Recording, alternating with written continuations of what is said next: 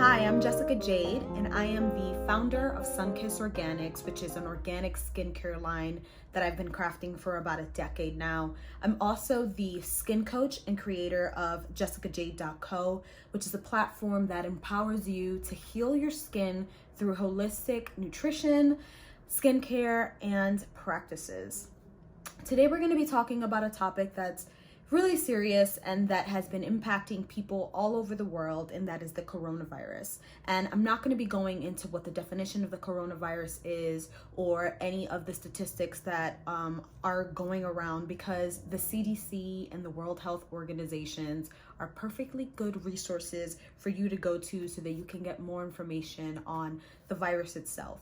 But what we are going to be talking about, and what I've noticed that hasn't really been discussed often, is how to properly hydrate your skin in the era of hand sanitizers and antibacterial soaps, specifically as it pertains to the coronavirus, because we are truly experiencing some disastrous results from all of the hand washing and hand sanitizers that we've been using. So if this is of interest to you, if you know anyone whose skin is dry and suffering from washing it often or hand sanitizing, or if they just have dry skin in general, all of these tips are going to be really, really helpful, really practical, and something that you can implement today, right now, to help hydrate your skin. So the first thing that's really important to keep in mind when we're washing our hands constantly and sanitizing constantly is that, unlike the rest of your body, your skin actually thrives at a pH level of about 5, which is quite acidic. The rest of your body tends to do better in a more alkaline environment, but your skin and your skin's barrier needs to be at a pH of about 5, 4, maybe even 6 to remain healthy and strong. And when we use antibacterial soaps and hand sanitizers, we throw off or create an imbalance in your skin's microbiome. And that's because a lot of the antibacterial soaps and hand sanitizers have a pH level of about 10, which is actually extremely alkaline and is perfect for bad bacteria to thrive. So bad bacteria is like, yes, use all of the antibacterial soap because we're gonna win, right? We're gonna thrive here. We're gonna multiply. So yes, please, God, wash your hands. I am not telling you, PSA, I am not telling you not to wash your hands. I am not telling you not to sanitize your hands or your environment. What I am telling you is to do so in a responsible way. So I would recommend soaps from a brand called Osmia and the brand Organic Bath Company.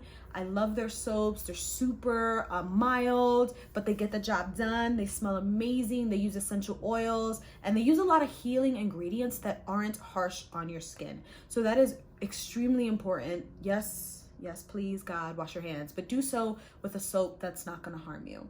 Another thing that I would say is that be mindful of the hand sanitizers that you are using. A lot of hand sanitizers contain an ingredient called triclosan, and triclosan has actually been banned by the FDA in a lot of our soap products, but it hasn't been banned in hand sanitizers. And the reason that triclosan is dangerous is because it can lead to hormonal disruptions in your skin and can cause bacteria to adapt to the antimicrobial properties in the hand sanitizer, which creates an antibiotic resistant strain. And antibiotic resistant strains basically are the, you know how hand sanitizers say that they kill 99.9% of bacteria? Well, the rest, that 0.01 of the bacteria that remains on your hands or in your body, multiply, and they become immune almost to the antibacterial hand sanitizer, into the soaps, into all of these ingredients that you're using, trying to maintain a healthy skin and clean hands, right? So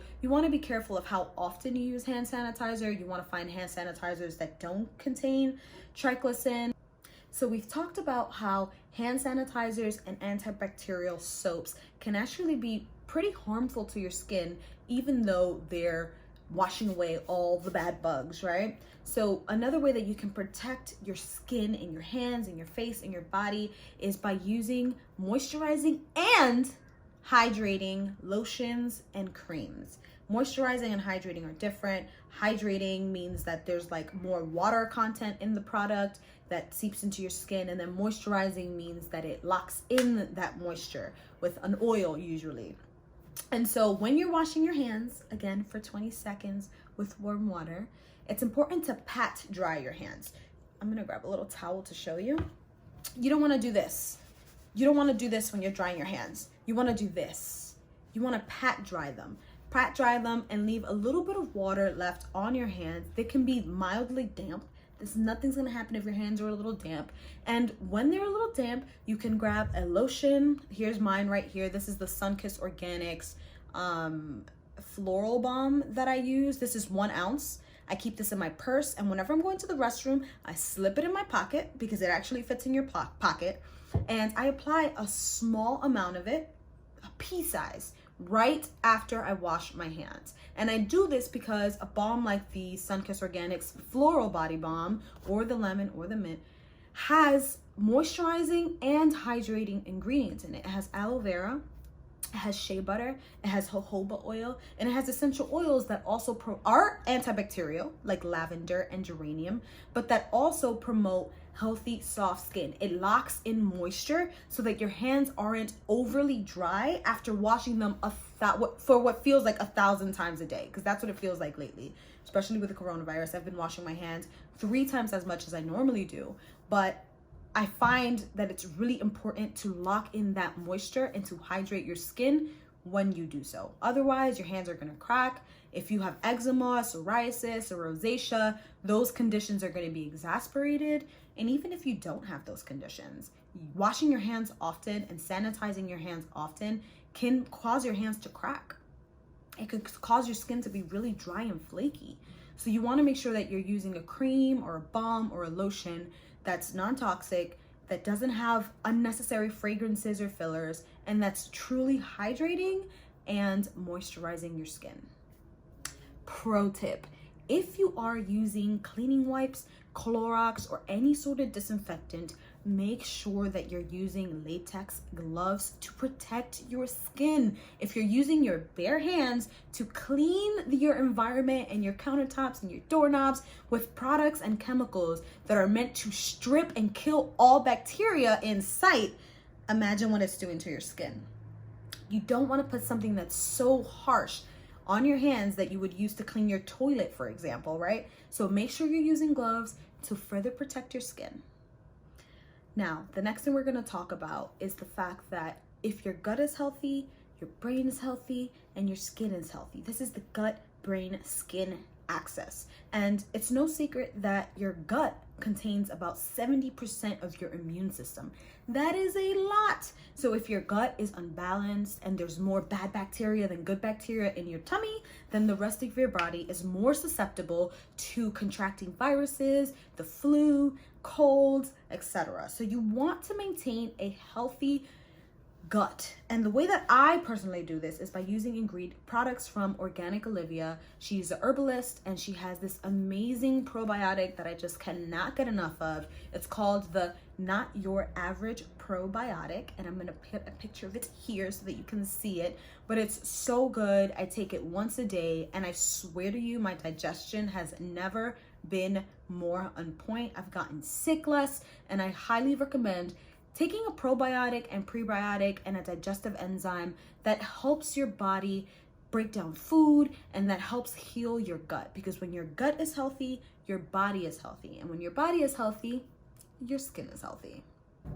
Another way to use probiotics to maintain happy, healthy skin is to add it topically. Put it on your face, create a mask. I create a mask that is so simple to make. It's 3 ingredients: Greek yogurt, USDA organic, nothing added, no sugars, no nothing. I'll put 2 tablespoons of that, 2 tablespoons of organic MANUKA honey, which is like God's gift to mankind. It's amazing, antibacterial, antimicrobial, reduces inflammation. It's just everything.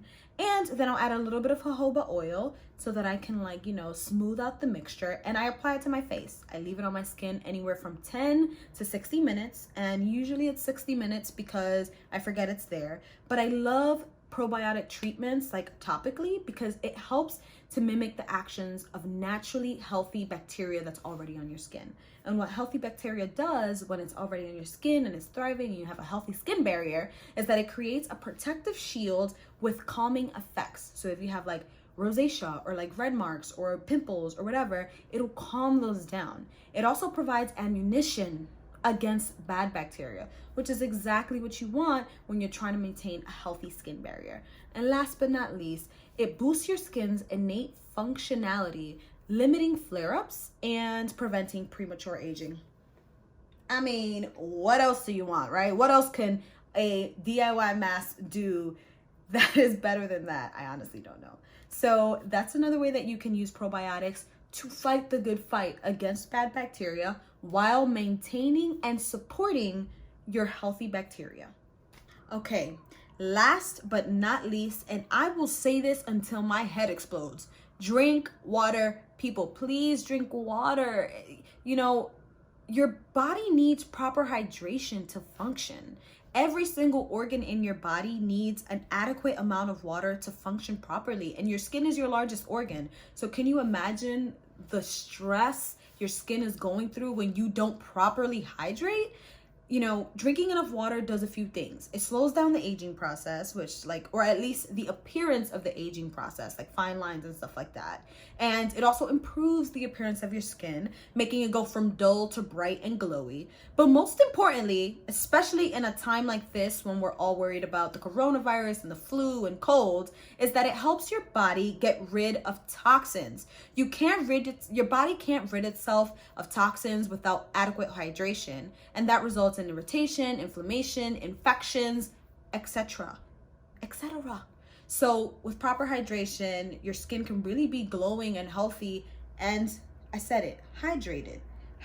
That's the most important thing at a time like this, because we're using so many kinds of ingredients that strip your skin of its natural oils and of its water content, because you're constantly washing your hands, using hand sanitizers, and using all these antibacterial soaps. And again, I'm not telling you not to do that, because we need to wash our hands to prevent the spread of this disease or this virus. But what we need to do is do so responsibly. Do so in a way where your skin will not hate you afterward.